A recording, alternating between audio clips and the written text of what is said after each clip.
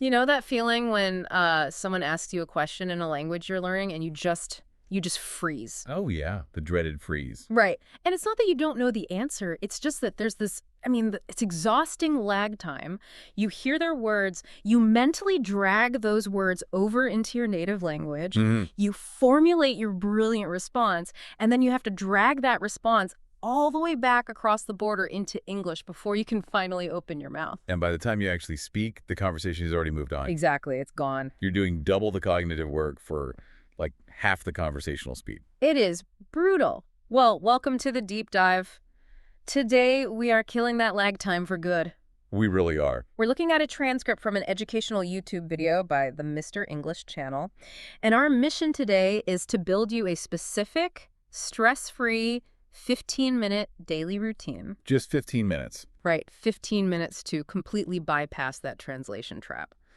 We're going to break down how to build natural fluency and, honestly, just eliminate the anxiety of speaking a new language. Which is huge because it takes this massive, scary cognitive goal thinking directly in a foreign language and breaks it down into an incredible, manageable daily habit. So let's get right into why this mental translation is so punishing.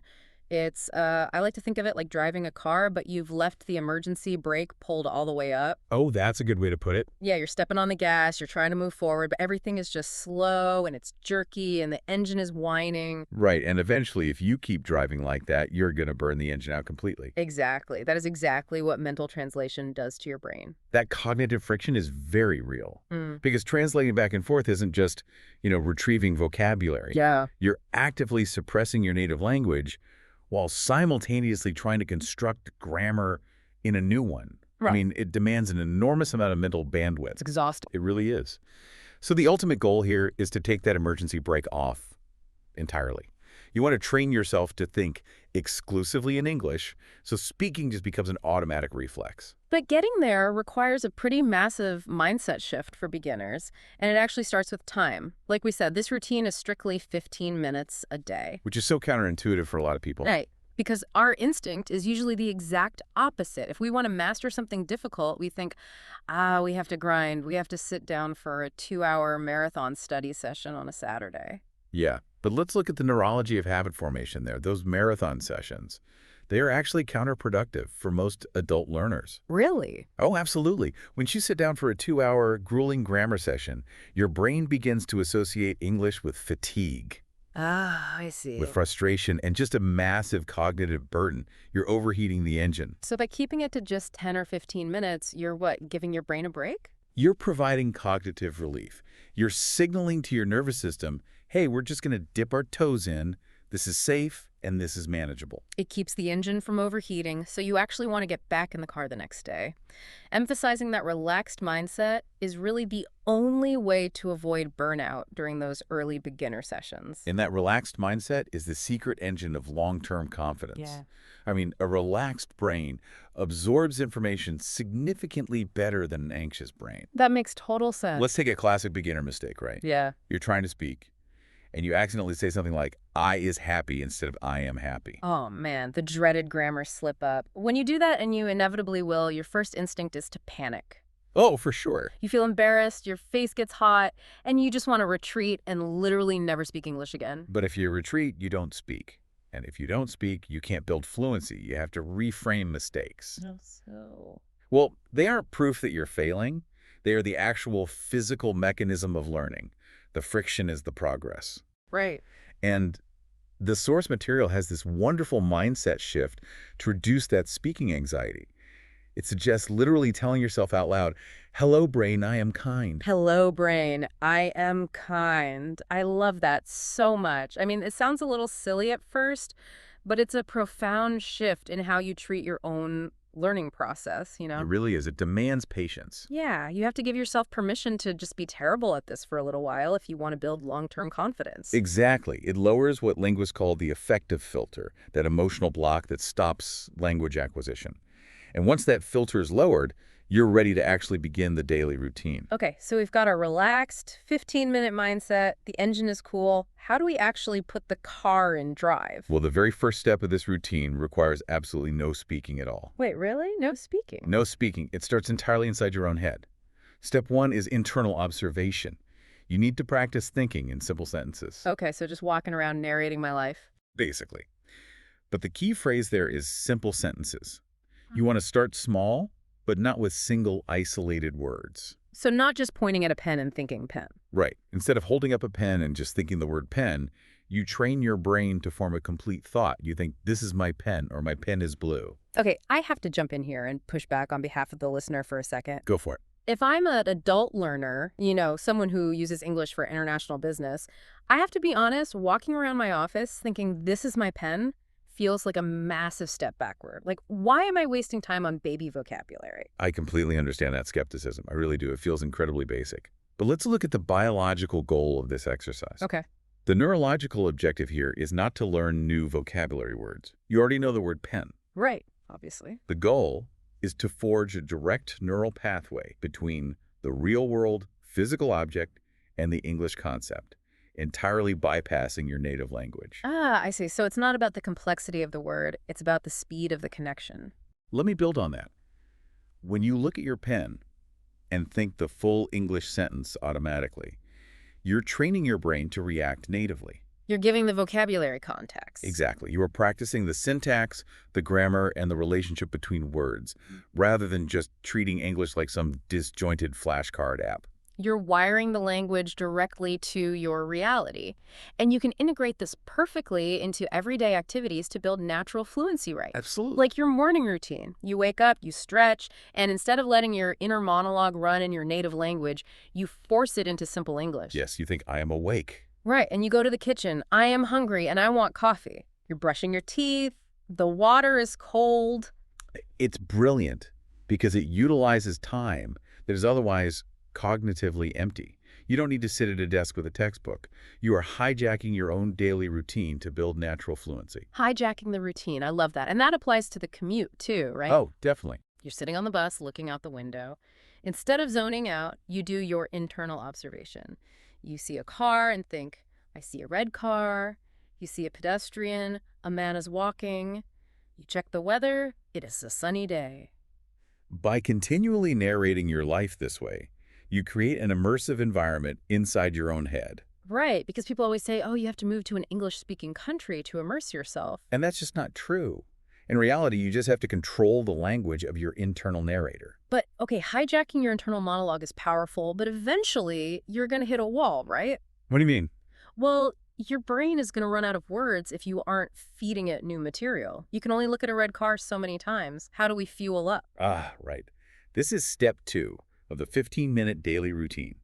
Active input, putting the right fuel in the tank. Because the brain absolutely needs fuel. You cannot produce output if you haven't absorbed sufficient input. The strategy here is to engage with easy English content, specifically like A1 beginner level. Keep it simple. Exactly. The goal isn't to decipher every complex grammar rule, but to let the brain absorb the patterns and the underlying rhythm of the language. The music of it, you know. But there is a huge trap here that the source video points out. If you just turn on a random English news broadcast or put on a complex movie, the speakers are going to sound way too fast. Oh, it would be too fast. To a beginner, continuous fast speech literally just sounds like fish, fish, fish. Fish, fish, fish. I love that. It perfectly captures the auditory illusion of a foreign language. It really does. Because to a non-native ear, spoken language doesn't have neat little spaces between the words like written text does on a page. It's just one continuous, uninterrupted stream of sound. Right. And if the content is too advanced, your auditory processing center can't parse that stream into individual words. It just registers as meaningless noise. So how do we avoid the fish, fish, fish trap? Well, the video suggests we tie our active input directly to our hobbies. Which is such a smart move. It keeps your brain happy, but it also gives you incredible built-in context clues. Like, let's look at some examples. Listening to simple pop songs is great because they are highly repetitive, right? Right. You hear a phrase like, I love you like a love song, baby, over and over, and the melodic pattern just sticks. But my absolute favorite approach from the source is watching simple cooking videos. Yes. The person on the screen says, I see the tomato, I add salt, while they are physically holding a bright red tomato and shaking a salt shaker. Let's dive deeper into why that specific example, the cooking video, is so incredibly effective. This is multimodal learning in action. Okay, multimodal learning. Break that down for us. Well, the brain stores memories contextually. When you pair a clear visual action, cutting a tomato directly, with the spoken word tomato, you are essentially tricking the brain's hippocampus. Tricking it how? Exactly. Because you're engaged in a hobby you already care about, your brain tags this incoming information as high priority. You completely bypass the need for a dictionary. Because it's right there on the screen. Exactly. You aren't translating the English word tomato into your native language. You are linking the English sound directly to the physical read object.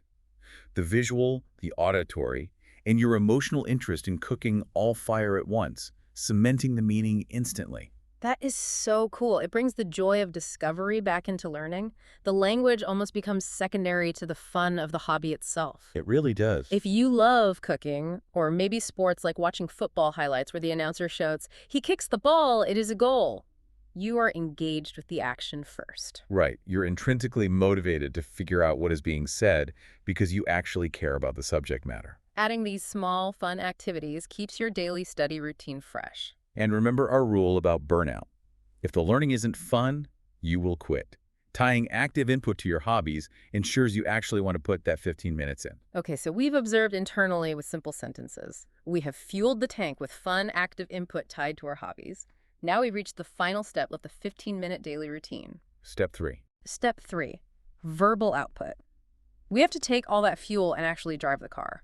We have to get the language out. Because as essential as input is, true fluency, the physical, muscular act of speaking smoothly only comes from output. The rule here is simple. You have to speak. But, let's address the elephant in the room. Yeah. What if you don't have a partner to practice with? What if you're completely alone or you're just terrified of embarrassing yourself in front of a native speaker? Which is very common. Right. Well, the solution here is brilliant, if a little daunting. You speak to yourself out loud in your room, in your car, or in the shower. It is a fantastic strategy to outline a beginner path to avoid common speaking anxiety. I mean, the number one reason people hesitate to speak a new language is the paralyzing fear of judgment. Oh, 100%. When you're alone in your room, there is zero pressure. No one is critiquing your pronunciation. No one is correcting your grammar. It is a completely risk-free environment to simply get your mouth used to forming the words. But I can hear the listeners right now, standing in my bedroom, talking to my own furniture out loud. That is going to feel so incredibly awkward. Oh, it will absolutely feel strange at first. Yes. You will feel a bit silly. Yeah. But let's look at the biology of why your ears physically need to hear your own voice. There's a powerful feedback loop between your vocal cords and the auditory processing centers in your brain. Okay. When you only think in English, you're only firing internal cognitive pathways. But when you speak out loud, you engage your motor cortex to move your mouth, your vocal cords vibrate, your ears hear the sound, and your brain processes that auditory input. So it really is a full-body neurological loop. Precisely. Hearing yourself produce the language out loud reinforces the neural pathways in a robust way that silent thought just cannot replicate. You're physically training your mouth to make foreign sounds. Okay, so what exactly are we saying to our furniture? The video lays out a really clear progression here, like a storytelling arc for this solo speaking practice. Right, you don't just start giving speeches. Exactly. You start with the absolute basics. Physical descriptions of your immediate environment. You stand in your room and say out loud, "The bed is big, the table is brown, my computer is black, the lamp is on." Notice how this mirrors step 1, the internal observation, but now you are actually vocalizing it. Right.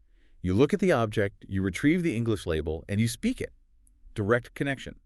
No mental translation. Bed equals the physical bed, not your native word for bed. And once you're comfortable describing your physical space, you progress from simple observation to more complex conversational storytelling. Which is where it gets really interesting. Yeah, you do this at night, lying in bed. You recount the events of your day to yourself out loud. This is a significant step up in cognitive complexity. You start saying things like, "Today I was happy, I ate pasta for lunch, I talked to Emily." You know? You're practicing past tense. You're organizing a chronological narrative. And you're doing it all without the pressure of a conversation partner tapping their foot, waiting for you to finish your sentence. What is incredibly powerful about this storytelling progression from "the bed is big" to "I ate pasta for lunch" is that it perfectly mimics natural language acquisition. How so? You start with the concrete, immediate environment, and you slowly build up to abstract, expressive conversation. And because you're doing it in the privacy of your own room, you can take as long as you need to find the words. This solitary habit builds the daily speech confidence you need for real-world interactions. So what does this all mean for you, the listener, trying to build this habit? Let's bring it all together and summarize this 15-minute daily routine. Perfect. Step 1. Think in small sentences to narrate your life. Don't just think coffee, think I want coffee. Hijack your morning routine or your commute. Step 2. Feed your brain with active input using your hobbies. Listen to repetitive music, watch simple cooking or sports videos where the physical action matches the spoken words. Right. Avoid the fish trap by keeping the content accessible and interesting to you. Exactly. And step 3. Produce verbal output by talking to yourself. Start by describing the physical objects in your room out loud and follow a storytelling arc to recount the events of your day before you go to sleep. And remember the overarching principle here. Language learning is a slow process. You must remain patient. You really have to maintain that relaxed mindset to avoid burnout during these beginner study sessions. Consistency over intensity, always. Right. 15 minutes every single day will yield far better results than a 2-hour marathon once a week. And give yourself grace. Hello, brain. I am kind. You have to embrace the mistakes because if you're terrified of saying I is happy, you will never get to the point where you confidently say I am happy. Yeah. And above all, you have to keep it fun. If it isn't fun, you'll quit. It's that simple. Before we wrap up today, I want to leave you with a final thought to mull over. We've talked a lot about using this 15-minute routine to improve your English, but think about the psychological side effect of this practice. Oh, this is a great point. If you spend just a little time every single day actively narrating your life directly in English, noticing the temperature of the water, the color of a passing car, the exact physical steps of chopping a tomato, how might that subtle shift in your inner voice actually change the way you observe and appreciate the small details of your own daily routine? You're not just learning a language. You're basically practicing mindfulness. You're taking off the emergency brake, not just on your language learning, but maybe on how you experience your day. Try it out. Talk to your furniture tonight. See how it feels. Thanks for joining us on this deep dive. We will catch you next time.